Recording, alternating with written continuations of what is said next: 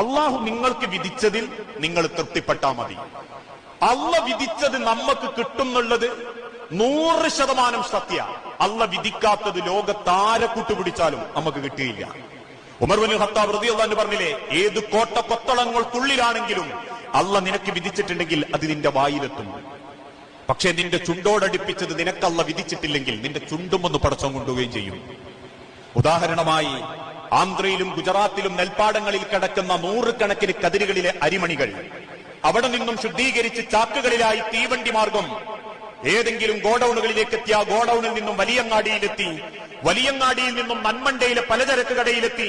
ആ പലചരക്ക് കടയിലെ അരിച്ചാക്കിന്റെ പകുതി എത്തിയപ്പോൾ ഞാൻ എന്റെ ഷീട്ടുമായി ആ കടയിൽ കയറി.